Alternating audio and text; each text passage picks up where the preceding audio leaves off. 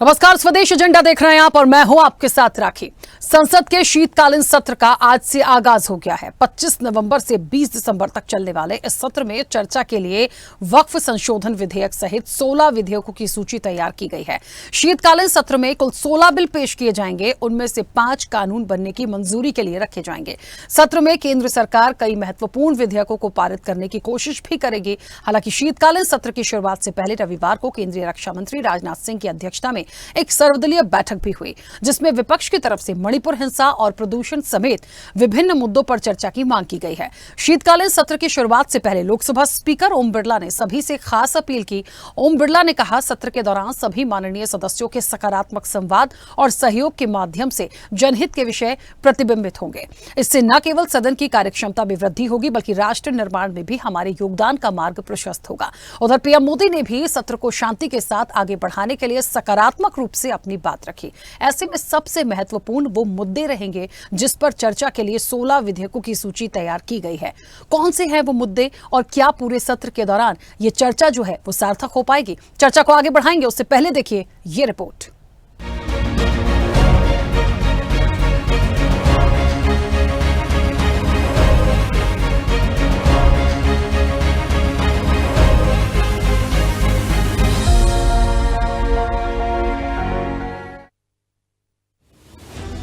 संसद का शीतकालीन सत्र आज से शुरू हो गया। ये सत्र कई मायनों में खास रहेगा। लोकसभा नतीजों के बाद पक्ष और विपक्ष की सदन में अब जो नंबर ऑफ सीट है वो बताती है कि मुद्दों को लेकर तकरार संभव है। हालांकि सत्र के पहले दिन लोकसभा स्पीकर ओम बिरला ने सकारात्मक संवाद और जनहित के विषयों पर चर्चा की अपील की और केरल और नांदेड़ सीट से उपचुनाव जीत कर आए 2 नए सांसदों को शपथ दिलाई। उधर पीएम मोदी ने भी जनता जनार्दन की भावनाओं पर खरा उतरने की बात कही। साथ ही ये भी कहा कि शीतकालीन सत्र है, शीत ही रहेगा। पीएम मोदी ने अपने भाषण के दौरान कई बातों का जिक्र किया। पीएम मोदी ने कहा, भारत के मतदाता, उनका लोकतंत्र के प्रति समर्पण, उनका संविधान के प्रति समर्पण, संसदीय कार्य पद्धति पर विश्वास, हम सबको जनता जनार्दन की भावनाओं पर खरा उतरना ही पड़ेगा। हम अब तक जितना समय गंवा चुके हैं उसका थोड़ा पश्चाताप करें। हर विषय के अनेक पहलुओं को संसद भवन में उजागर करें। ये सत्र बहुत ही परिणामकारी हो, संविधान के 75वें वर्ष की शान को बढ़ाने वाला है। पीएम मोदी ने कहा, शीतकालीन सत्र है और माहौल भी शीत ही रहेगा। 2024 का अंतिम कालखंड चल रहा है। देश पूरे उमंग और उत्साह के साथ 2025 के स्वागत की तैयारी में लगा है। संसद का ये सत्र अनेक प्रकार से विशेष है। आज सबसे बड़ी बात है, हमारे संविधान के 75 साल की यात्रा शुरू हो चुकी है। उसका प्रवेश अपने आप में ही लोकतंत्र के लिए एक बहुत ही उज्जवल अवसर है। मंगलवार को सब मिलकर संविधान के 75वें वर्ष और उसके उत्सव की मिलकर शुरुआत करेंगे। शीतकालीन सत्र है और माहौल भी शीत ही रहेगा। 2024 का ये अंतिम कालखंड चल रहा है। देश पूरे उमंग और उत्साह के साथ 2025 के स्वागत की तैयारी में भी लगा हुआ है। साथियों, संसद का ये सत्र अनेक प्रकार से विशेष है और सबसे बड़ी बात है, हमारे संविधान के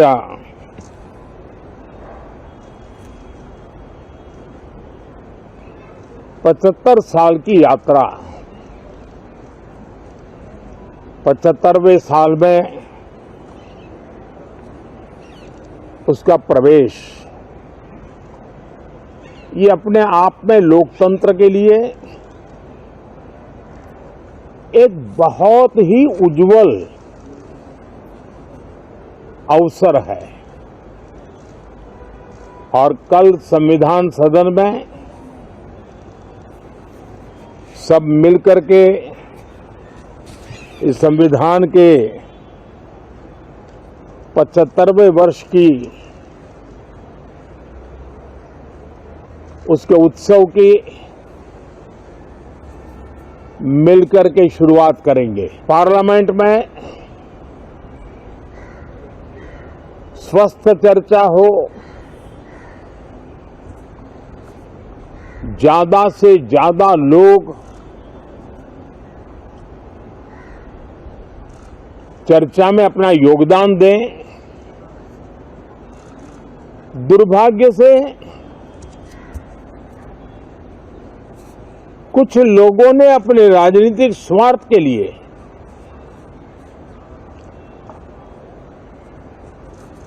जिनको जनता ने अस्वीकार किया है, वे संसद को भी मुट्ठी भर लोगों के हुड़दंगबाजी से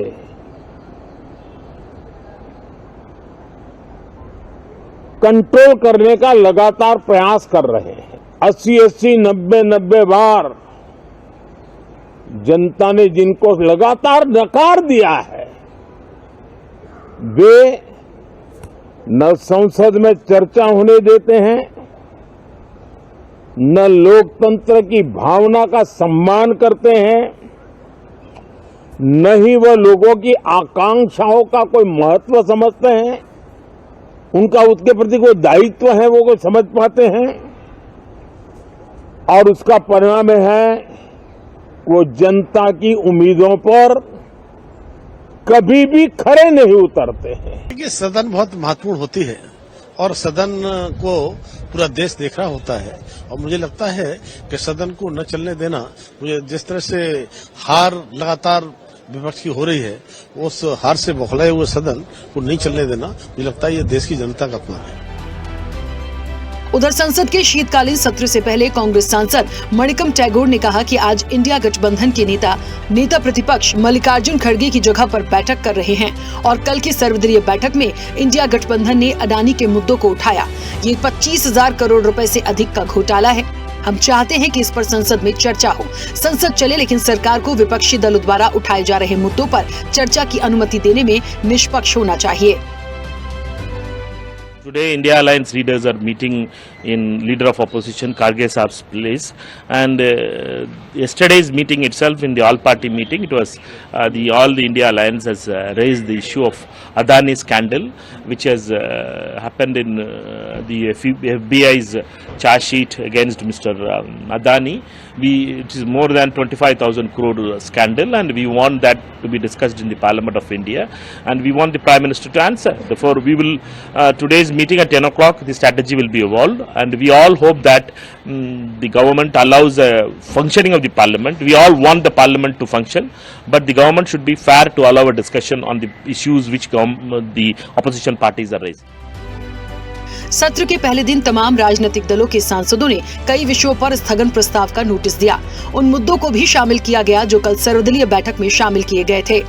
इस शीतकालीन सत्र में पहली बार ऐसा होगा कि गांधी परिवार के 3 सदस्य संसद भवन में होंगे। लोकसभा उपचुनाव में प्रियंका गांधी की जीत के बाद लोकसभा में दोबारा से कांग्रेस की संख्या 99 हो गई है। रविवार को सर्वदलीय बैठक में कांग्रेस समेत 30 दलों के 42 नेताओं ने भाग लिया। विपक्षी नेताओं ने अडानी मामले पर चर्चा की मांग की। अमेरिका की न्यूयॉर्क फेडरल कोर्ट ने गौतम अडानी पर सोलर एनर्जी कॉन्ट्रैक्ट हासिल करने के लिए भारतीय अधिकारियों को लगभग 2200 करोड़ रुपए की रिश्वत देने का आरोप लगाया है। राहुल गांधी ने इस मामले पर जेपीसी जांच की मांग की है। हैदराबाद के सांसद और एआईएमएम प्रमुख असदुद्दीन ओवैसी ने उत्तर प्रदेश के संबल में पुलिस गोलीबारी में 3 युवकों की हत्या के मुद्दे पर चर्चा के लिए लोकसभा में स्थगन प्रस्ताव नोटिस दिया है। आम आदमी पार्टी के सांसद संजय सिंह ने नियम 267 के तहत राज्यसभा में कार्य स्थगन नोटिस दिया है और गौतम अडानी के अभियोग के मुद्दे पर चर्चा की मांग की है। कांग्रेस नेता प्रमोद तिवारी ने सर्वदलीय बैठक में मणिपुर हिंसा, प्रदूषण और रेल हादसे पर चर्चा की मांग की। संसदीय कार्य मंत्री किरण रिजिजू ने कहा, चर्चा के मुद्दों पर कार्य मंत्रणा समिति फैसला लेगी। जो वहां पर वायलेंस हुआ, जिसमें 3 मुसलमानों को गोली लगी, उनकी मौत हुई, हम इसका कंडेम करते हैं। ये फायरिंग नहीं बल्कि मर्डर है। और जब से बाबरी मस्जिद राम मंदिर का जजमेंट आया, जिस बात को मैं पर्टिकुलरली कह रहा हूं कि उस जजमेंट के बाद ये सब चीज़ें खुलेंगी और एक के बाद एक खुल रही हैं। एएसआई प्रोटेक्टेड मॉन्यूमेंट सब बातें करने का एएसआई के कानून में नहीं है कि आप उसका रिलीजियस नेचर चेंज नहीं, कैरेक्टर चेंज नहीं कर सकते। किस बुनियाद पे कर रहे हैं ये, और आप किस बुनियाद पर अपने फेथ को दूसरों पे थोपेंगे? भाई कानून कोई चीज़ है ही नहीं है। जिस दिन कोर्ट में सुनवाई होती है उसी दिन ऑर्डर हो जाता है, उस दिन सर्वे भी हो जाता है। ये तो 1948 में ऐसे ही हुआ था बाबरी मस्जिद में। तो ये जो फायरिंग हुई है ये फायरिंग नहीं है, मर्डर है। और जो भी ऑफिसर्स इन्वॉल्व है उनको सस्पेंड करना चाहिए और एक सिटिंग हाईकोर्ट जज से उसकी इंक्वायरी होनी चाहिए। बहरहाल विपक्ष के हंगामे के बाद सदन की कार्रवाई 27 नवंबर तक स्थगित कर दी गई है। मंगलवार को संविधान दिवस है, जिसमें एक विशेष कार्यक्रम में राष्ट्रपति द्रौपदी मुर्मू, उपराष्ट्रपति जगदीप धनखड़ और पीएम नरेंद्र मोदी भाग लेंगे। ये कार्यक्रम संविधान सदन के ऐतिहासिक सेंट्रल हॉल में आयोजित किया जाएगा। इस अवसर पर एक स्मारक सिक्का और एक डाक टिकट भी जारी किया जाएगा। स्पेशल रिपोर्ट, स्वदेश न्यूज।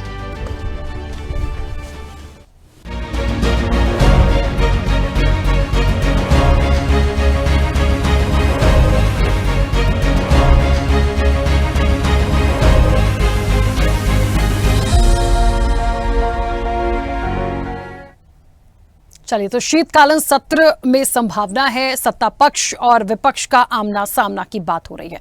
जाहिर तौर पर होगी। मैं एक बार फिर से, बहुत एक महत्वपूर्ण पहलू है यहाँ पर, लोकसभा के इलेक्शन के बाद अभी हाल ही में हमने स्टेट के इलेक्शंस देखे, बहुत सारे जो रिजल्ट लोकसभा के आए और जो भी हाल के आए, उसके बाद एक बात तो चीजें बहुत क्लियर हो गई थी कि जनता बहुत सोच समझकर चीजों को देती है। वो देख रही होती है, ऑब्जर्व कर रही होती है कहाँ कैसे चीजों को लेकर जाना है। एक महत्वपूर्ण बात यह भी है कि लोकसभा के जो नतीजे इस बार आए थे उसमें देखिए आप, जिस तरीके से जनता ने अपना जो जनादेश दिया था, पक्ष और विपक्ष बराबरी से सदन के अंदर आपको नजर आएंगे।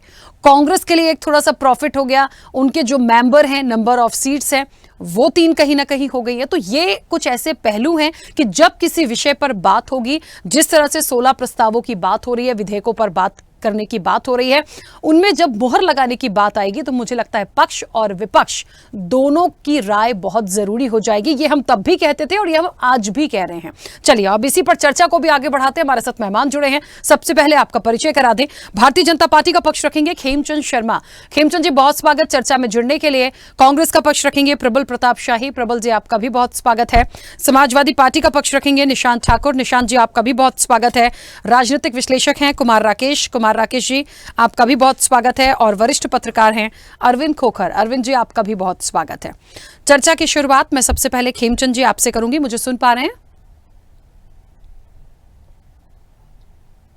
जी नमस्कार, मैं सुन पा रहा हूं। आपको आवाज आ रही है? हाँ, आपकी आवाज आ रही है। खेमचंद जी, शीतकालीन सत्र इंतजार था, होना भी था, क्योंकि जिस तरीके से हमेशा कहते हैं जब कोई सत्र आता है और सदन में महत्वपूर्ण बिल, महत्वपूर्ण विधेयक पर बात करने की बात आती है तो जाहिर तौर पर सबका फोकस उस पर होता है, जनता का भी होता है और होना भी चाहिए, क्योंकि बहुत सारे बिल, कानून और विधेयक ऐसे होते हैं जो जनहित के लिए आगे उसको बढ़ाने का काम होता है। जिन 16 विधेयकों पर बात होगी, जिसमें से कहा जा रहा है 5 के लिए कानून भी बनेंगे, उसकी मंजूरी के लिए उन तमाम चीजों को रखा जाएगा, उसमें बहुत सारे बिंदुओं को शामिल किया गया है। क्योंकि प्राइम मिनिस्टर नरेंद्र मोदी ने कहा यह शीतकालीन सत्र है और शीत रहेगा, क्या उनका कहने का ये मायना था? अपील आज ओम बिरला और प्राइम मिनिस्टर ने ये भी की है कि बहुत ज्यादा कहते हैं ना कि एक जनता से संबंधित तमाम चीजें यहां होनी हैं, तो बहुत अच्छे आदर के साथ एक सार्थक चर्चा उन्होंने उम्मीद करी है सभी से। देखिए, आपने बिल्कुल सही कहा। आदरणीय प्राइम मिनिस्टर मोदी जी और ओम बिरला जी और भारतीय जनता पार्टी के जो पार्लियामेंट्री अफेयर मिनिस्टर हैं, वो सभी कोशिश कर रहे हैं कि ये जो सत्र है वो प्रोडक्टिव जाए, शांतिपूर्ण तरीके से रहे, शीतकालीन सत्र है और शांति से चले, क्योंकि हमें बहुत सारे ऐसे काम करने जो देश के लिए जरूरी हैं। बहुत सारे इंपॉर्टेंट बिल इस सत्र में आने वाले हैं, उन पर चर्चा होने वाली है, उनको पास कराना है। लास्ट सत्र में उनको हम लोगों ने कमेटी पे भेजा था, वो कमेटी की रिपोर्ट भी आ जाएगी, तो उन बिलों को भी पास कराना है। तो हम अपेक्षा करते हैं, अनुरोध भी करते हैं, उम्मीद भी करते हैं कि जो विपक्ष है वो नकारात्मक रवैया छोड़ेगा, जिस तरीके से उन्होंने हंगामा किया। और नियम जो है, परंपरा जो हमारे लोकसभा की, राज्यसभा की जो परंपरा है हमारी, उनको निभाते हुए जो भी मुद्दे हैं, भारतीय जनता पार्टी की सरकार किसी भी मुद्दे से भागती नहीं है। सभी मुद्दों पे चर्चा के लिए तैयार है, सभी मुद्दों पे बात करने के लिए तैयार है, लेकिन नियम के तहत, परंपरा के तहत उनको जो पीठासीन अधिकारी हैं उनको नोटिस देना चाहिए, और नोटिस के तहत जब वो उनको समय दें तब उनको अपनी बात रखनी चाहिए। तो बात रखने का समय निश्चित तौर पे मिलेगा, पूरा मिलेगा, लेकिन जो परंपरा है उसके तहत मिलेगा, कानून के तहत मिलेगा, नियम के तहत मिलेगा, लेकिन जिस तरीके से वो हंगामा कर रहे हैं, जिस तरीके से वो बंधक बनाने की कोशिश कर रहे हैं लोकसभा को, राज्यसभा को, वो बिल्कुल सही नहीं है। लोग देख रहे हैं, लोग समझ रहे हैं कि जो लोग इलेक्शन में रिजेक्टेड हो जाते हैं, इलेक्शन में जिनको जनता नकार देती है, वो लोकसभा और राज्यसभा को बंधक बना के सरकार के काम में रुकावट पैदा कर रहे हैं, जो सही नहीं है। ठीक है खेमचंद जी, एक बात और आई है इस शीतकालीन सत्र को लेकर, जिस तरीके से ओम बिरला जी और नरेंद्र मोदी ने ये तमाम बातों को रखा, उन्होंने बहुत सकारात्मक और जनहित के विषयों पर बात करने की बात रखी है। मैंने शुरुआत में ही कह दिया, जाहिर तौर पर वहां जो विधेयक और मुद्दे होंगे या कानून जो होंगे वो जाहिर तौर पर जनहित के लिए ही होते हैं, क्योंकि आम जनता के लिए तमाम चीजें होती हैं। एक महत्वपूर्ण बात, कांग्रेस को और विपक्ष को ऐसा लगता है कि सदन के अंदर जो उनके द्वारा उठाए गए मुद्दे हैं उस पर निष्पक्ष तरीके से जो सत्ता पक्ष है वो उनको बोलने दे, उनको बात करने दे, उनकी चीजों को रखने की अनुमति उनको दी जानी चाहिए।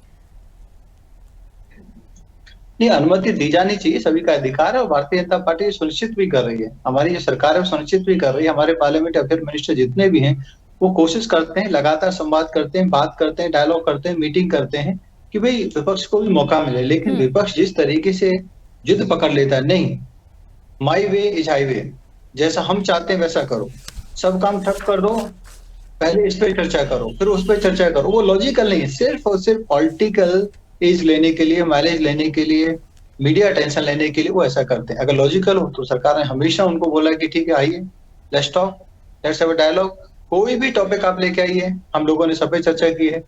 लेकिन आप सब चीज को बोलो कि नहीं, ब्लॉक करो, नियम को ताक पे रख दो, परंपरा को ताक पे रख दो और फिर आपकी बात मान के काम कर, ऐसा नहीं होता है। सरकार हमारी है, लोगों ने हमको चुना है, हमें काम करना है, हमें काम करने दो। उस पे क्रिटिसाइज करना, समर्थन देना, उस पे रिव्यू कमेंट देना, ये आपका काम है। आप सरकार चलाने की कोशिश मत करो। हाउस को आप जिस तरीके से डिस्टर्ब कर रहे हैं वो सही नहीं है, लोग देख रहे हैं और लोग आपको माफ नहीं करेंगे। जैसे महाराष्ट्र में रिजेक्ट किया है, हरियाणा में रिजेक्ट किया है, आने वाले समय में दूसरे राज्यों में भी आपको रिजेक्ट करेंगे। ठीक है, चलिए वापस आऊंगी। प्रबल जी, मुझे सुन पा रहे हैं? प्रबल जी,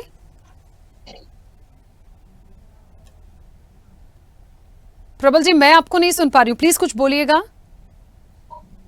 जी बोलिए, आ रही आवाज, बोलिए। हाँ ठीक है। प्रबल जी, क्या लगता है, विपक्ष तो कह रहा है अडानी का मामला बहुत महत्वपूर्ण है, ठीक है, उसके बाद बहुत सारे ऐसे मुद्दे हैं, चाहे मणिपुर की बात कर लें, प्रदूषण की बात कर लें, और सारे कुल मिलाकर जो एक पूरी लिस्ट तैयार हो गई 16 विधेयकों की, उसमें ये मुद्दे भी बहुत महत्वपूर्ण हैं जिनको शामिल किया जाएगा। अडानी का एक मुद्दा है, विपक्ष को ऐसा लगता भी है कहीं ना कहीं कि उन तमाम चीजों पर एक सार्थक चर्चा होनी चाहिए और एक निष्पक्ष रूप से अनुमति दी जानी चाहिए। क्या लगता है आपको, ऐसा लगता है कि ये पूरा जो सत्र है, एक लंबा वक्त है इसमें, ये पूरा सत्र वाकई एक सार्थक और पॉजिटिव और सकारात्मक, जो कि प्राइम मिनिस्टर नरेंद्र मोदी ने कहा, उस रूप से हो पाएगा?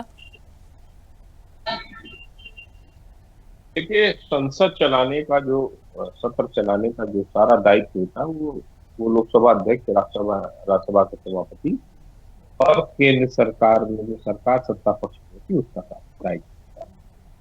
विपक्ष अपना काम करेगा। हमारा प्रमुख मुद्दा अडानी को जो रिश्वत कांड है, 2200 करोड़ रुपया जो अडानी ने अमेरिका से पैसा लाकर जो भारत के अंदर सबको पैसा दिया है, सोलर पार्कों में के नाम पर पैसा ने रिश्वत दी है अधिकारियों को, मंत्रियों को, नेताओं को, उस पर चर्चा होनी, जांच होनी चाहिए। FBI में वहां पर जांच हो रही है अमेरिका में, तो उसकी जांच यहाँ भी होनी चाहिए। और अडानी को आज नहीं तो कल अरेस्ट होना पड़ेगा। अडानी का मालवी बुझ का मुद्दा भी एक सेबी वाला मुद्दा है जो पार्लियामेंट एडवाइजरी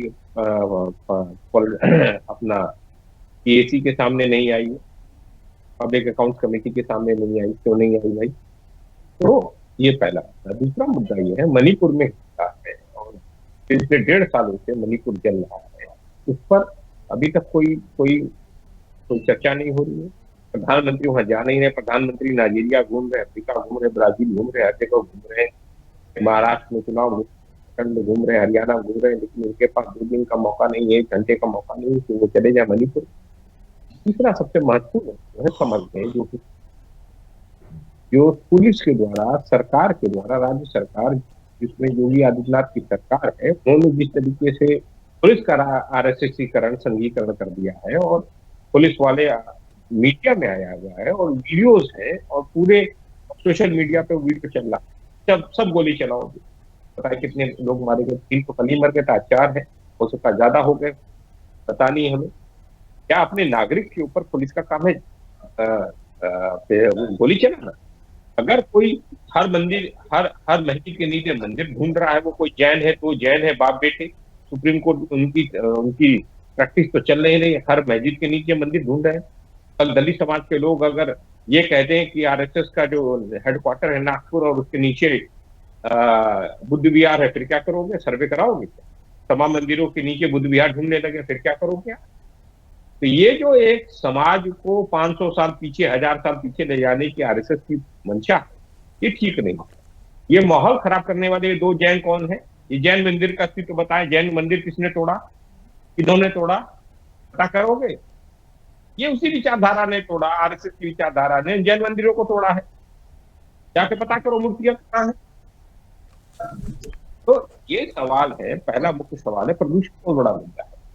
मुझे नहीं लगता कि वर्तमान सरकार जो है और संसद के अंदर इस पर चर्चा करे, वो भागेगी क्या? तो चर्चा कर नहीं सकती। अब ये लोग 500 साल, विश्व जो है 400 साल 200 साल आगे जाना चाहता है। यूरोप की कंट्रियां, अमेरिका की कंट्री अपने लोगों को किस तरह शिक्षित किया जाए, कैसे आगे बढ़ाया जाए, कैसे चांद पे जाया जाए, मार्स पे जाया जाए, उससे आगे जाया जाए। हमारे यहाँ क्या है? 500 साल पीछे जाओ, 600 साल पीछे जाओ, 700 साल पीछे जाओ, 800 साल पीछे जाओ। भारतीय जनता पार्टी को जनता ने थोड़ी चुना था कि वो नरेंद्र मोदी के लिए थोड़ी वोट किया था पहली बार, दूसरी बार कि तुम जो है हमको 1000 साल पीछे चले जाओ। और एक बार चोरी की है जनमत, जो अभी बड़े बड़े भाषण दे रहे हैं कि हमें जनमत मिल गया है, ये पूरा इलेक्शन कमीशन की चोरी है। जिस तरीके से इलेक्शन कमीशन ने दिखाया उत्तर प्रदेश के उपचुनाव में, पुलिस ने डंडे मारे, लोगों को लाठीचार्ज किया, पुलिस फायर किया, महिला को सलाह की महिला है मीरा विधानसभा के अंदर, इनके मतलब प्रबल जी, आपको लगता है कई सारे ऐसे मुद्दे हैं लेकिन जो सत्ता पक्ष है वो चर्चा से भागेगा? इलेक्शन कमीशन संघी है, इलेक्शन कमिश्नर संघी है टोटल।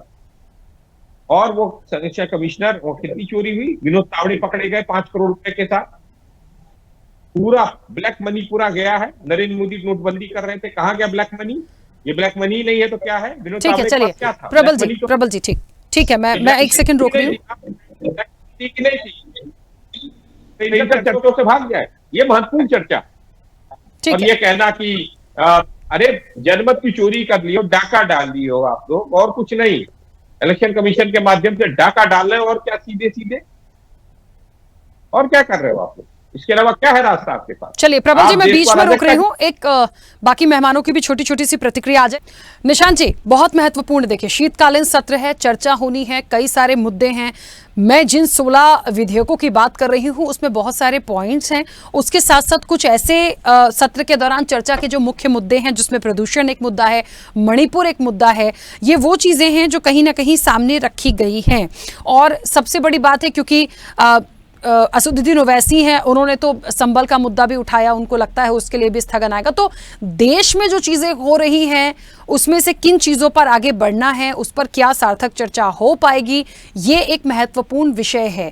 इस बार मुझे लगता है नंबर ऑफ सीट्स पक्ष विपक्ष की ऐसी है सदन के अंदर कि कोई भी बिल ऐसे ही एक तरफा नहीं चला जाएगा, बिल्कुल सार्थक चर्चा के साथ उस पर बातचीत होगी और एक सकारात्मक एक अपील भी की गई है इसको लेकर। लेकिन जिस तरीके से भी प्रबल जी भी कह रहे थे कि बहुत सारे ऐसे मुद्दे हैं, चाहे अडानी का मुद्दा हो, विपक्ष के पास तो मुद्दे हैं बात करने के लिए, लेकिन जो सरकार है वो उससे भागेगी। क्या आपको भी ऐसा लगता है? लेकिन ऐसा होगा तो हंगामा होगा, बार बार स्थगित होगी। अब मुझे ये भी देखना पड़ेगा कि ये जो एक शुरुआत हुई है अभी शीतकालीन सत्र की, मुझे लगता है आज से, तो क्या ये दिसंबर तक चल पाएगा? ये भी एक बड़ा सोचने का विषय है। समाजवादी पार्टी हमेशा अपने एक ही स्टैंड पे रही है, पीड़ित दलित और अल्पसंख्यक को साथ लेकर चली है। लेकिन आपने देखा होगा कि कई बार सदन चला है, चाहे बेटियों को नग्न घुमाने की वार्ता रही हो, घटना रही हो, मीडिया के साथियों के साथ अभद्रता रही हो, चाहे गरीबों के ऊपर बुलडोजर चलाया गया हो। अभी मेरे प्रबल जो साथी थे वो भी अभी इसी बात को बढ़ा रहे थे, और मैं खेमचंद्र शर्मा जी के माध्यम से भारतीय जनता पार्टी को आगाह करना चाहता हूँ कि कई बार आप लोगों ने देखा होगा कि ये भारतीय जनता पार्टी के जो बहुत बड़े नेता है, ये कभी भी अपनी बात को रखने विपक्ष की बात को रखना ही नहीं देना चाहते। कई बार देखा होगा आप लोगों ने, ये अपने मन मर्जी से, क्योंकि संख्या बल के अनुसार कार्य होता है। इस विपक्ष की एक अपनी मर्यादा, एक लोकतंत्र होता है। लोकतंत्र के अंदर भारतीय जनता पार्टी या वर्तमान में सरकार जनता ने चुन के लाई है, उनके खिलाफ में अपनी आवाज, जनता की आवाज को रखने के लिए विपक्ष होता है। लेकिन आपने देखा होगा, चाहे यूपी सदन रहा हो या भारत का सदन रहा हो, किसी भी सदन के अंदर इन लोगों ने विपक्ष की अपनी आवाज नहीं उठाने दी है। जहां भी लोगों ने अपनी आवाज उठाने की बात की, ऐसा नहीं है कि आप सिर्फ विपक्ष की आवाज दबाना चाहते हैं। मीडिया के जो साथी इनसे आवाज करते हैं, उनको भी एक कटघरे में 8x4 के कमरे में ये बंद कर देना जानते हैं। लेकिन कई सारे ऐसे मुद्दे, अगर आप बात सिर्फ आज एक घटना की करेंगे, तो समाजवादी पार्टी पे इन्होंने लाखों करोड़ों बार लांछन लगाया है, हर चुनाव में लांछन लगाते हैं। लेकिन मैं इन सब बातों को दरकिनार करूं, उत्तर प्रदेश में भारतीय जनता पार्टी की सरकार है जो जनता चुन के लाई है। लेकिन आपने देखिए, समाजवादी पार्टी का जो एक सांसद है वो क्षेत्र में नहीं है, जनप्रतिनिधि है, उसके ऊपर आप FIR कर रहे हैं। एक पुलिस कर्मचारी जो सुरक्षा के लिए लगाया जाता है, वो बोल रहा है कि गोली मारिए, पत्थर उसके हाथ में है। 7 से 8 अधिक मृत्यु हो गई है। मीडिया के माध्यम से 5 मृत्यु का जानकारी मिल रही है। राष्ट्रीय अध्यक्ष अखिलेश यादव समाजवादी पार्टी के कहना है, और जनता भी इस बात को जानती है कि ये एक सोची साची घटना है। क्यों, जब रिपोर्ट हो गई, कोर्ट को ये जानकारी नहीं कि दूसरे दिन भी सर्वे किया जा रहा है। कोर्ट स्वयं इस बात को स्वीकार कर रहा है कि दूसरे दिन के सर्वे के लिए हम लोगों को जानकारी नहीं है। लेकिन डीएम ने अपनी मनमानी चलाई। डीएम किसके अधीन काम करते हैं ये बताने की जरूरत है ही नहीं। सरकार के अधीन, चाहे समाजवादी सरकार हो, चाहे कांग्रेस हो, चाहे बसपा हो या बीजेपी हो, अधिकारी तो सरकार के अनुसार ही कार्य करता है। और वर्तमान सरकार है बीजेपी की। तो भारतीय जनता पार्टी के क्षेत्र में दंगा हुआ है, इसकी जानकारी एक सोची समझी साजिश है। मैं किसी के आरोप नहीं लगा रहा हूँ, लेकिन मैं सिर्फ कहना चाहता हूँ कि जिस मुद्दों के ऊपर भारतीय जनता पार्टी या वर्तमान सरकार लाई गई है, गरीबों की रक्षा के लिए, भूख महंगाई कम करने के लिए, आप देखिए कांस्टेबल जैसा एक इतना बड़ा रिजल्ट आया है, 200 पे आप मेरिट लगा रहे हैं। तो ये सब बेतुकी बातें हैं। घूम फिर के बात वहीं आती है कि भारतीय जनता पार्टी विपक्ष की आवाज नहीं चलाना चाहती। अगर विपक्ष में कोई आवाज उठाता है तो उन्हीं के अधिकारी इनको मार देते हैं, इनकी आवाज दबा देते हैं, इन्हीं के अधिकारी क्राइम करने के लिए मजबूर कर देते हैं और फिर क्राइम के आधार पर ही उसकी हत्या कर देते हैं। तो ये उत्तर प्रदेश में जो अराजकता चल रही है, इसकी जिम्मेवार वर्तमान सरकारें हैं, इनको देखना चाहिए। और बात आप सदन की आप कर रही हैं, तो सदन में होना चाहिए कि मणिपुर की घटना हो या मुजफ्फरनगर की घटना हो या संभल की घटना हो, घटना पे चर्चा होने का समाजवादी पार्टी या विपक्ष को संपूर्ण अधिकार है और जनता की आवाज को सदन में रखने का मौका मिले, ऐसी अपील समाजवादी पार्टी PDA करता है। ठीक है, चलिए वापस आऊंगी। कुमार राकेश जी, मुझे सुन पा रहे हैं? कुमार राकेश जी, मेरी आवाज आ रही है आपको? हाँ, आपकी आवाज आ रही है। कुमार राकेश जी, ये शीतकालीन सत्र जो है कितना महत्वपूर्ण आप इसको समझ रहे हैं? जहां तक कोस्टल शिपिंग बिल की बात हो रही है, वन नेशन वन इलेक्शन की बात हो रही है, इसके साथ साथ तमाम सांसदों ने अपने अपने पॉइंट्स आज रखे हैं कि इन तमाम चीज़ों पर चर्चा होनी चाहिए, लेकिन विपक्ष को लगता है कि वो सार्थक चर्चा नहीं हो पाएगी। दूसरी तरफ सत्ता पक्ष से चाहे प्राइम मिनिस्टर नरेंद्र मोदी की बात करें, लोकसभा स्पीकर की बात करें, उन्होंने एक पहले दिन में एक जो मैसेज पास किया कि कहीं ना कहीं एक सदन के अंदर वो एक कहते हैं ना कि एक सकारात्मक रूप से बातचीत निकल कर आए। तो मुझे लगता है दोनों तरफ से बातें तो बहुत अच्छी लग रही हैं सुनने में, लेकिन जिन 16 विधेयकों की बात हो रही है, जिन बिलों की बात हो रही है, आपको लगता है कि यहां से एक कोई अच्छा, कोई फ्रूटफुल रिजल्ट निकलेगा? शुरुआत हुई है शीतकालीन सत्र की। 20 दिसंबर तक सदन को चलना है, लेकिन अभी आप अपने बातचीत में कह रही थी कि चल पाएगा या नहीं चल पाएगा, इसमें संदेह है। मुद्दा है कि जो विपक्ष है, जो विपक्ष के नेता हैं राहुल गांधी और जो उनके साथ और भी दल हैं, देश हित में मुद्दों को किस तरह से रख पाते हैं।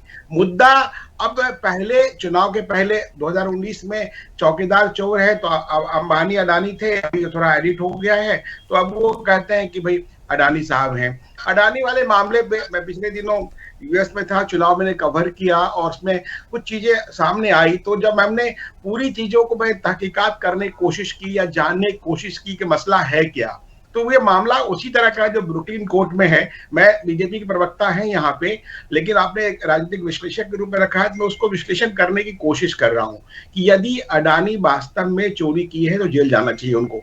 यदि अडानी ने वास्तव में घूसखोरी की बात कही है, बिल्कुल जाना चाहिए, उन्होंने अपराध किया है। लेकिन ये मुद्दा, उसको नैरेटिव्स को देखने की जरूरत है कि वास्तव में जो ब्रुकलिन कोर्ट में है, जो केस एडमिट हुआ है या जो वारंट जारी हुआ है, उनके पास अभी 5 लेयर की बात है कि अभी उनकी अपनी अपनी स्थिति रखेंगे, सुनवाई होगी, सुनवाई होने के बाद फिर दोनों पक्ष बहस करेंगे, फिर पूरी तरह से आरोप को स्वीकार किया गया, जैसे कि कहते हैं ना, एक्सेप्ट कर लिया कोर्ट ने यहाँ पे, लेकिन एक्सेप्ट का मतलब नहीं है कि दोषी करार हो गए। एक दूसरी बात जो है, जहां जो कन्फ्रंटेशन की बात है, अभी प्रबल जी बहुत विस्तार पूर्वक बोल रहे थे और कई उन्होंने और संसदीय भाषा का भी इस्तेमाल किया, तो उनका राइट है, वो कुछ भी बोल सकते हैं, मैं उनको बताने वाला नहीं हूं। लेकिन जो कुछ बातें रखी जा रही है, जिस पर बात पे मुद्दा होगा कि मान लिया कि वो कह रहे हैं कि देश 500-700 साल पीछे जा रहा है, तो अभी पिछले 75 वर्षों में देश जो है, ये पूरा विश्व जान रहा है कि 5वीं आर्थिक शक्ति हम बन चुके हैं और तीसरी की तरफ अग्रसर हैं।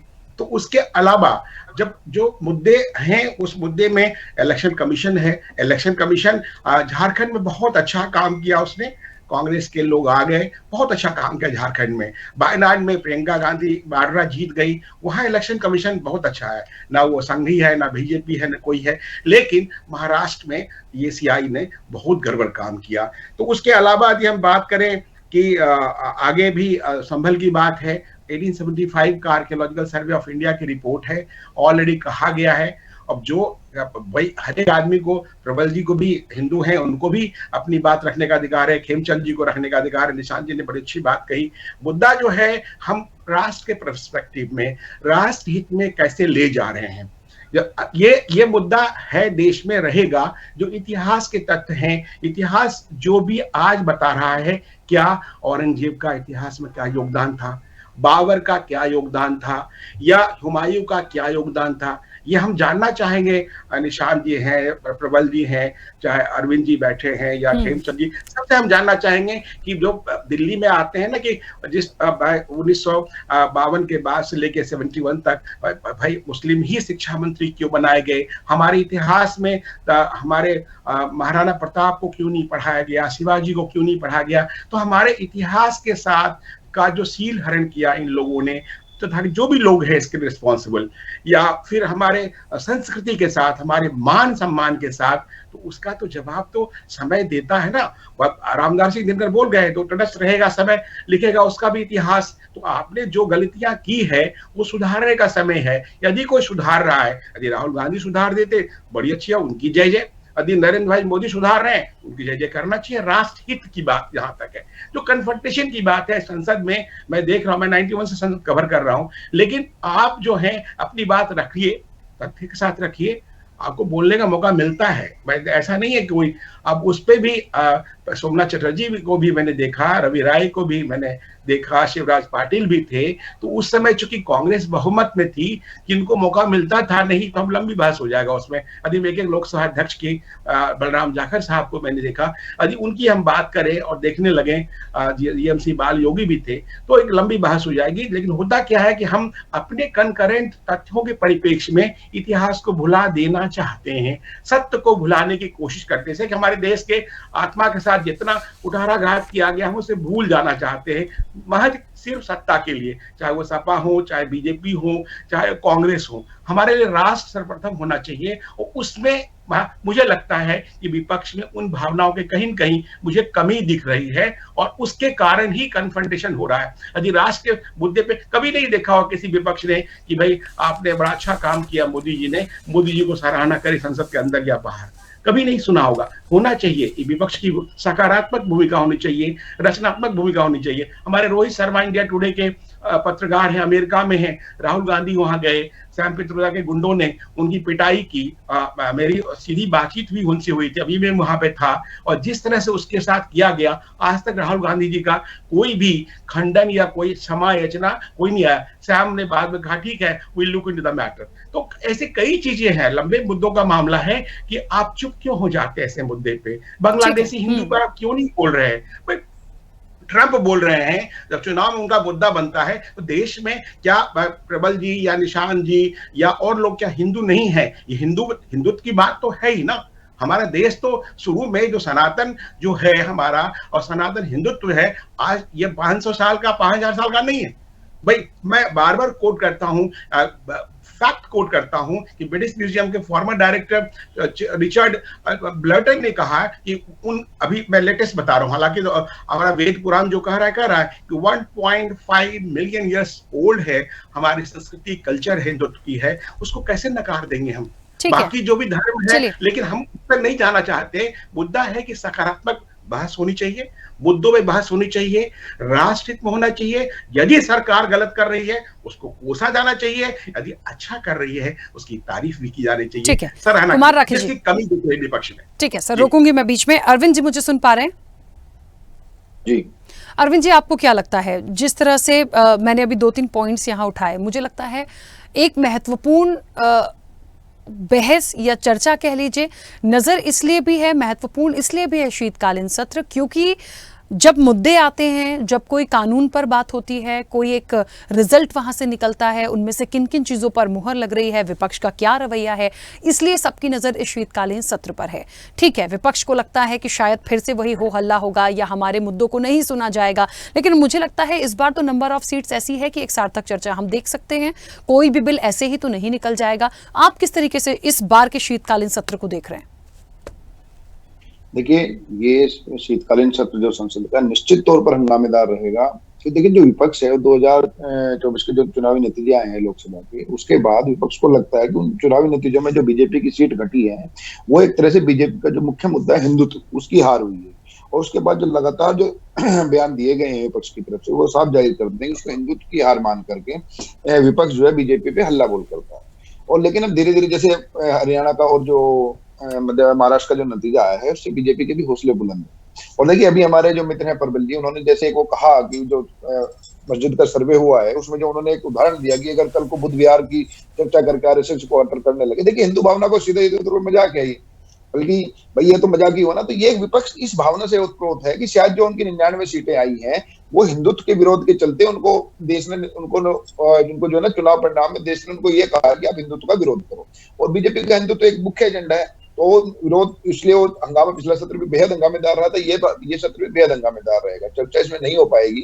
तो विपक्ष, देखिए ये बात बिल्कुल सही है कि जैसे प्रबल जी ने कहा कि लोकसभा को चलाने की जिम्मेदारी लोकसभा अध्यक्ष की है, बिल्कुल तय है, लेकिन विपक्ष की जिम्मेदारी भी तभी, विपक्ष अपनी जिम्मेदारी निभाएगा तभी तो लोकसभा अध्यक्ष संसद चला पाएंगे। अगर विपक्ष हंगामे पे ही अड़ा रहा, विपक्ष बिना मतलब के शोर शराबे पे ही अड़ा रहा, तो संसद कैसे चलेगी।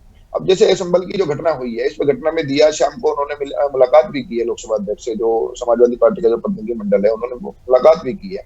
मुलाकात में निश्चित तौर पर कुछ बात हुई होगी, लेकिन देखिए देश के सामने मुद्दे बड़े हैं, जैसे वक्फ बोर्ड है, ये देखिए देश को धर्मनिरपेक्ष कहा जाता है, धर्मनिरपेक्षता की जो एक बिल्कुल विपरीत परिस्थिति है ये देश का वक्फ बोर्ड है। वक्फ बोर्ड क्यों है देश में, इसकी क्या जरूरत थी इसमें, ये बिल्कुल देश को बताया जाना चाहिए। और अगर संशोधन इसमें है तो ये कहीं ना कहीं ये भी बिल्कुल खुलकर आएगा क्यों है। और देखिए बीजेपी का सबसे बड़ा मुद्दा ही अभी है, जिस तरह से महाराष्ट्र नतीजों के बाद, जो महाराष्ट्र के जो चुनावी नतीजे आए हैं उसके बाद जिस तरह से प्रधानमंत्री मोदी का जो भाषण हुआ है, जो कि उनके अपने कार्यकर्ताओं के लिए था, उसमें इस बात का जिक्र हुआ। तो ये बिल्कुल अब तय है कि बीजेपी इस बार अपने खास करके जो हरियाणा और महाराष्ट्र के चुनाव नतीजों से इतनी उत्साहित है कि अपने एक और मुद्दे पर, जो कि फिलहाल उनका वक्फ बोर्ड अब लगभग हो चुका है और एक देश और एक चुनाव, उससे पीछे नहीं हटेगी।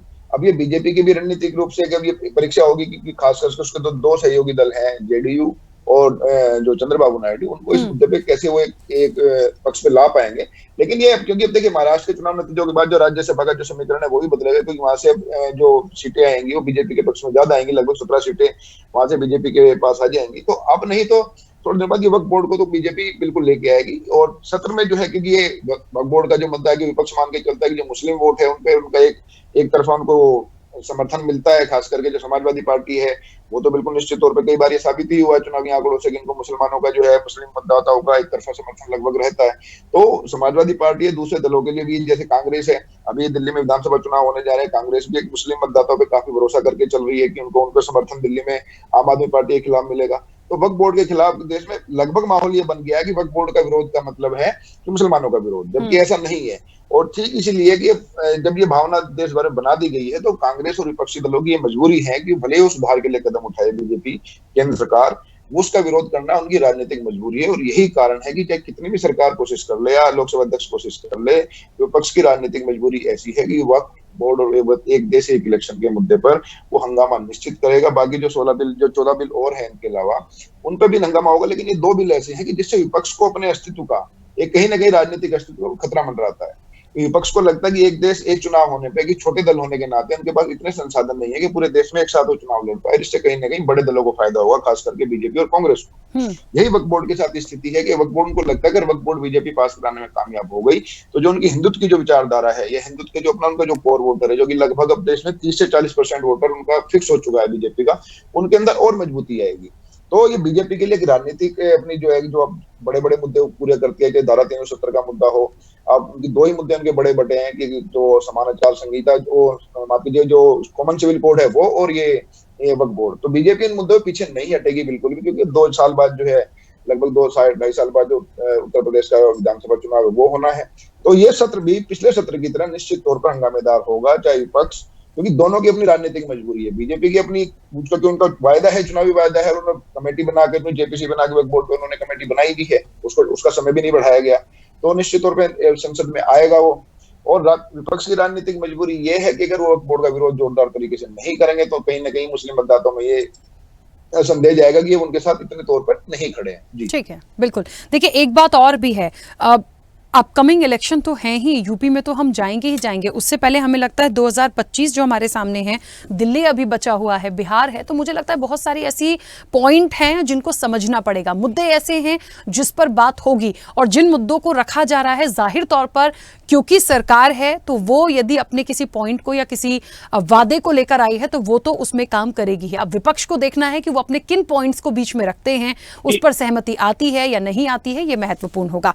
खैर, क्योंकि समय की सीमा है, बहुत जल्दी से आप में से जो भी अपनी बात रखना चाहते हैं प्लीज रेज योर हैंड, क्योंकि पहले निशान जी आप कुछ कहना चाह रहे थे, बीच में आपने समय मांगा था। हाँ, मैं देख नहीं पा रही हूँ, कौन बोल रहे हैं?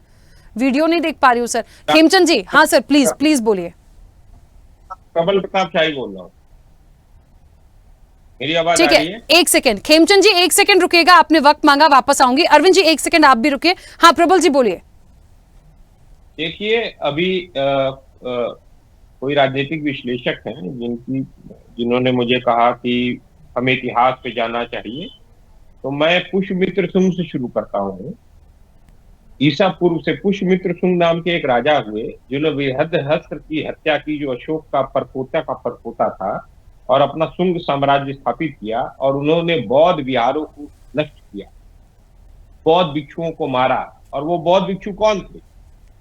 वो बौद्ध भिक्षु थे जो बौद्ध विहारों में रहते थे, या तो राजपूत राजकुमार थे, क्षत्रिय राजकुमार, उनकी हत्याएं की पुष्यमित्र शुंग ने, और दलित थे, पिछड़े थे, अति पिछड़े थे, आदिवासी, वही बौद्ध बने, जो आज वर्तमान समय में दलित है। काफी लोग बौद्ध बने। उन बौद्धों की हत्या और बौद्ध विहारों को नष्ट किया गया। उनका अगर सर्वे कराया जाए तो कहां मिलेगा कि उनका सर्वे नहीं होना चाहिए? अगर आप इतिहास में ही खंगालोगे तो इतिहास पुष्यमित्र शुंग से भी के उस जालिम शासन से भी है, जिसने बौद्ध को मारा, और वो बुद्ध जिसको दुनिया पूछती है। और यही मोदी जाके बाहर कहते हैं मैं बुद्ध और महात्मा गांधी के राष्ट्र से आया हूं। ये जो जाके नहीं कहते। राखी जी, मैं इसमें कुछ बात रखना चाहूंगा। नहीं, सुन लीजिए, पूरी बात सुनिए। और ये आपकी बात को समझ गया। इनके पास समय भी कम है और सबके पास समय कम है। आप इतिहास की बात करेंगे, जो कहानी की बात कर रहे हैं, आज तक आप लोगों ने इतिहास को डिस्टॉर्ट करने की कोशिश की है। अगर पूरा नैरेटिव्स को पूरा, जैसे रामचरित मानस को लेकर बताया गया था, लिखा गया था, आप वही काम कर रहे हैं। मैं उस पर बहस कर सकता हूँ घंटों, आपके उस तथ्य पे मैं घंटों बहस कर सकता हूँ, मैं भी आपसे डिस्कशन कर सकता हूँ, लेकिन ये न्यूज चैनल है, आपकी कहानी चलिए के लिए नहीं है। ठीक है, महत्वपूर्ण सदन के अंदर के मुद्दों की बात हो रही थी, क्योंकि बात निकलती है, दूर तलक जाती है, आप लोगों के पॉइंट्स हो सकते हैं। 1 सेकंड रुकिएगा, खेमचंद जी कुछ कहना चाह रहे हैं। कुमार राकेश जी, प्रबल जी, प्लीज 1 सेकंड रुकिए। खेमचंद जी हाँ बोलिए, प्लीज 1 मिनट। जो लोग समय मांग रहे हैं जल्दी से अपनी बात रख लें। के बारे में है हिम्मत नहीं, हिम्मत है। आप जैसे हिंदू ही हिंदुत्व के दुश्मन है। कुमार राकेश जी सर, प्लीज मैं रिक्वेस्ट कर रही हूँ, 1 सेकंड रुक जाइए, पर्सनली मत लीजिए किसी को प्लीज। राष्ट्रवाद की भाषा है। इसकी भाषा मत बोलिए। तरीके से आप जैसे आरएसएस के लोगों से मैं नहीं डरता। बता दूं, जब हम प्रबल जी और की बात कर रहे हैं, कुमार राकेश जी प्लीज एक मिनट रुक जाइए सर, बाकी लोग अपनी बात रख रहे हैं, उन्हें बोलने दीजिए। खेमचंद जी प्लीज आप अपनी बात रखिए। तथ्यात्मक बात करें, मैं सुन लूंगा। तथ्यात्मक बात, मैं भी गलत नहीं सुनूंगा, आप भी गलत बोले नहीं सुनूंगा मैं, सॉरी। विचार या विचारों खेमचंद जी आपकी आवाज नहीं सुन पा रही हूं मैं। आप अपनी आइडेंटिटी क्यों हाइड कर रहे हो? कुमार प्रकाश जी, आप कहो ना कि आप कुमार राकेश जी, आप कहिए कि आप संघ विचारक हैं। प्रबल जी प्लीज, मैं रिक्वेस्ट कर रही हूँ सर, मैंने समय दिया, बाकी मेहमानों को बोलने दीजिए, वो लोग बोल नहीं पाएंगे। प्लीज एक मिनट रुकिए। आप बोलिए कि यीशु के समर्थक है, शर्म क्यों होती है बोलने में? खेमचंद जी आपने म्यूट किया है क्या सर? प्लीज अनम्यूट कीजिएगा। जानता हूँ संघ के आप कर रहे हैं उसको मैंने है ना, संघ के आप ना, तो इनका प्रबल जी को और राकेश जी को प्लीज म्यूट कीजिएगा, क्योंकि ऐसे नहीं हो पाएगा। इनका ऑडियो बंद करिए, बाकी मेहमान नहीं बोल पाएंगे प्लीज। खेमचंद जी, अच्छा नहीं लगता किसी की ऑडियो बंद करवाना, बट एक बार दो बार बहुत बार रिक्वेस्ट कर लिया। खेमचंद जी आपका ऑडियो नहीं सुन पा रही हूं मैं सर, कुछ टेक्निकल इश्यू है मुझे लग रहा है। राखी जी, यदि तथ्यों पे ऑडियो बंद करेंगे तो आइंदा से मुझे मत बुलाइएगा, मैं तथ्यों की बात करता हूं, सत्य बात करता हूं, सॉरी। ठीक है कुमार राकेश जी, अब देखिए कांग्रेस का अपना पक्ष है, आप अपना पक्ष रख रहे हैं, मैं सिर्फ रिक्वेस्ट इस चीज का कर रही हूं कि बाकी लोग जो बोल रहे हैं, इसलिए प्लीज 2 मिनट रुक जाइए। देश के साथ इन लोगों ने यही किया है। निशांत जी अपनी बात रखिए। हम लोगों का समाजवादी पार्टी और पीडीए की विचारधारा का हमेशा यही कहना रहा है, जिस भी गठबंधन में कि विपक्ष को अगर टाइम दिया है तो सदन में इनको जनता की आवाज रखने का इनको समय मिलना चाहिए। माननीय प्रधानमंत्री जी या फिर ओम बिरला साहब को इस बात को ध्यान में रखते हुए थोड़ा सा देखना चाहिए कि जो विपक्ष की जो अपनी एक मर्यादा है, विपक्ष को जो एक नियम जनता ने दिया है, चाहे मेरे राकेश सर सुनने हो, चाहे खेमचंद साहब सुनने हो, कोई भी हो, ये स्वतंत्रता के अधीन एक बातें हैं कि विपक्ष को अपनी बातें रखने का अधिकार है और सदन के अंदर इनको बोलने के लिए अधिकार मिलना चाहिए। जिस तरीके से आज उत्तर प्रदेश में दंगा के माध्यम से कई लोगों की हत्या हुई है, इसकी सरकार को जिम्मेवारी लेनी चाहिए और इस बात पे सदन के अंदर इनको बात करनी चाहिए। मणिपुर वाली घटना पे बात करनी चाहिए, जितनी महंगाई पे बात करनी चाहिए। मुझे लगता है निशांत जी इन तमाम मुद्दों पर विपक्ष यदि बात रखेगा तो सत्ता पक्ष को बात करनी पड़ेगी। मैं बार बार एक चीज पर जोर दे रही हूँ, नंबर ऑफ सीट्स ऐसी हैं जिस पर एक सार्थक चर्चा हो सकती है। यदि वो नहीं करेंगे या हंगामा होता है तो वो तस्वीरें भी सामने आनी ही है। कोई एक दिन या 2 दिन का सत्र नहीं है, एक लंबा वक्त है। मैं एक बात कहना चाहता हूँ कि भारतीय जनता पार्टी प्रमुखता से इस आज के टाइम में नीति अपना रही है। आपने देखा होगा इसका रिजल्ट 2024 के लोकसभा चुनाव में जिस कदर इनका उत्तर प्रदेश से बढ़ता हुआ रथ को रोका गया है, ये किसी से छुपाई भी बातें नहीं है। समाजवादी पार्टी पीडीए अपनी नीतियों से लड़ के विपक्ष के माध्यम से 27 सदन में सदस्य। चलिए निशांत जी मैं रोकूंगी प्लीज, क्योंकि अरविंद जी भी कुछ कहना चाह रहे हैं। अरविंद जी जल्दी से अपनी बात रखिए। इनका बस मेरा सिर्फ इतना सही कहना है कि सदन में विपक्ष को अरविंद जी भाषण दिया है जो शुरुआत जी जो अपना भाषण दिया है शुरुआत में, उससे तय होगा कि प्रधानमंत्री ने कहा कि संसद में कुछ मुट्ठी भर और जनता के द्वारा नकारे गए लोग हंगामा करते हैं। तो फिर देखिए बीजेपी का स्पष्ट मानना कि जो हंगामा करेंगे वो जनता के द्वारा नकारे गए लोग हैं और मुट्ठी भरी लोग हैं। तो जब सत्ता पक्ष उन सांसदों को ये मान करके चल रहा है कि जो उनसे कुछ ऐसा सवाल पूछ रहे हैं वो जनता के द्वारा नकारे और मुट्ठी भर लोग है, तो ये तय मान के चलिए हंगामा निश्चित है। इसमें बातचीत बिल्कुल भी नहीं हो पाएगी। संसद आज जो स्थगित हुआ है परसों तक के लिए, उस दिन मंगल उसको बुधवार को जब ये संसद सत्र दोबारा शुरुआत होगा तो उस दिन भी हंगामा तय है इसमें। क्योंकि देखिए कांग्रेस के जो विपक्ष ने जो कहा है मणिपुर और रानी के लेकर के जो है रानी से संबंधित जो बात कही है वो तथ्यात्मक रूप से अगर वो सही है तो उसमें कोर्ट में इंक्वायरी होनी चाहिए, कोर्ट में जाना चाहिए। लेकिन अगर वहां संसद में चर्चा, हालांकि संसद चर्चा के लिए ही है लेकिन उसका एक तरीका होता है। देखिए बीजेपी अब जब से आई है 2014 के बाद से बीजेपी जो संसदीय परंपरा है वो किताब के हिसाब से चलाती है, परंपरा के हिसाब से नहीं। जो रूल बुक है बीजेपी उसके हिसाब से चलाती है। ओम बिरला संसद को परंपरा से ज्यादा रूल बुक के हिसाब से चलाता है। रूल ये कि आप जिस पे चर्चा कराना चाहते हैं उनका आप एडवांस में नोटिस दीजिए। एडवांस में नोटिस राजनीतिक कारणों के चलते विपक्ष नहीं देगा और विपक्ष नहीं देगा तो बीजेपी अपनी जो है अपनी एक उसमें जो है वो राजनीतिक कारणों के उनके दबाव में नहीं आएगी और सबसे बड़ा हंगामा वक्फ बोर्ड और एक देश एक चुनाव पर निश्चित है। तो संसद का सदस्य मान कर तय चलिए कि हंगामेदार रहेगा और इसमें काम का कोई खास नहीं हो पाएगा। जी ठीक है खेमचंद जी, जल्दी से अपनी बात रखिए, सुन पा रहे हैं? जी जी, जिस तरीके से अभी हमारे सीनियर पैनलिस्ट बातें कर रहे थे वो अर्बन नक्सल की बात है। वो हिंदू और बौद्धों को लड़ाना चाहते हैं। अरे भाई, हम जब हिंदू कहते हैं तो हमारे हिंदू में सब आते हैं, सभी भारतीय धर्म आते हैं, और वो भी आते हैं जो भारतीय धर्म नहीं है लेकिन भारत को अपना मानते हैं, राम को अपना मानते हैं, कृष्ण को अपना मानते हैं, इस परंपरा को अपनी मानते हैं और अपने पूजा पद्धति के ऊपर इस देश को मानते हैं, वो हिंदू। तो आप लड़ाओ मत कि भाई आप मंदिर के नीचे बौद्ध मंदिर ढूंढोगे। अरे बौद्ध में आप जाओ, वहाँ पे जन्मभूमि के मंदिर जाओ। अगर गए हैं तो मथुरा, आप तो गए नहीं होंगे, वहाँ भगवान बुद्ध की मूर्ति भी लगी हुई है। आप तो सिर्फ लड़ाने का काम करते हैं। मैं आपको चैलेंज कर रहा हूँ, जाओ मथुरा, जो करोड़ों लोगों की आस्था का स्थान है, जन्मभूमि का मंदिर, वहाँ पे भगवान बुद्ध की मूर्ति लगी हुई है और बराबर सम्मान दिया जा रहा है। लेकिन आपको तो एक गलत नैरेटिव चलाना है। अरे भाई, सर्वे के लिए टीम गई है तो उसको क्यों रोका गया, क्यों उपद्रव किया गया? और उपद्रव करवाने वाले कौन है? समाजवादी पार्टी के नेता। उपद्रव को सपोर्ट करने वाले कौन है, उकसाने वाले कौन है? समाजवादी पार्टी के नेता, MP, मेंबर ऑफ पार्लियामेंट और समाजवादी पार्टी के राष्ट्रीय अध्यक्ष उनका साथ दे रहे हैं।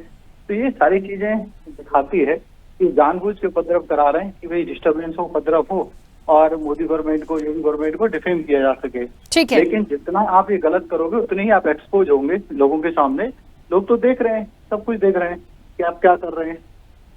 देखिए, मैं बस एक बात कहना चाहती हूँ, चाहे दंगे की घटना हो, चाहे एक कहते हैं ना कि एक ऐसे मुद्दे जिस पर वाकई में हमको फोकस्ड होना है, जो जनहित के विषय पर बात करने की जो एक सार्थक अपील की जो बात की गई है, वो यदि सत्र के दौरान डिस्कस होंगे, उसमें से कुछ फ्रूटफुल निकलेगा, मुझे लगता है वो सही होगा। सिर्फ एक दो बड़े मुद्दों को लेकर यदि बहस होती रहेगी, हंगामा होता रहेगा, लड़ाई झगड़े वहां होते रहेंगे, पक्ष विपक्ष की नोकझोंक होती रहेगी, तो जो पूरा सत्र है ना, वहां से जो हम एक्चुअल में चाह रहे हैं कि जो 16 पॉइंट रखे गए, जो 16 बिल होंगे, जिसमें से 5 के तो कानून बनने की भी बात है, उसको मंजूरी के लिए रखा जाएगा, मुझे लगता है वो चर्चा नहीं हो पाएगी। तो नजर सबकी उसी पर है कि आखिर वहां से क्या निकलता है। तो वो एक सार्थक रूप से आ जाए, तब मुझे लगता है ये सत्र जो है बिल्कुल सफल होगा। इसके साथ जो बाकी मुद्दे हैं, चाहे मणिपुर हो, चाहे दंगे की घटना हो, जाहिर तौर पे किसी स्टेट में कुछ हुआ है तो ये जिम्मेदारी सरकार की है, पक्ष विपक्ष दोनों की है कि आप अपनी बातों को रखिए और कैसे उसको कंट्रोल किया जा सकता है। ये गंभीर, मुझे लगता है, एक चर्चा का विषय होगा। फिलहाल समय हो गया है। आप सभी मेहमानों का बहुत शुक्रिया इस चर्चा में जुड़ने के लिए। तो निश्चित तौर पर देखिए, एक बात तो है, शीतकालीन सत्र का आगाज हुआ है। 16 विधेयक ऐसे हैं जिस पर बात होनी है। अडानी से लेकर तमाम ऐसे मुद्दे हैं देश के जिस पर बात होनी है। इन सबसे महत्वपूर्ण वो 16 पॉइंट्स, और सबसे बड़ी बात जो 5 कानून बनाने की बात की जा रही है, उसमें से क्या निकलेगा ये वाकई देखना दिलचस्प होगा आने वाले समय में। फिलहाल चर्चा में इतना ही। बने रहिए स्वदेश न्यूज के साथ। सबसे पहले देश।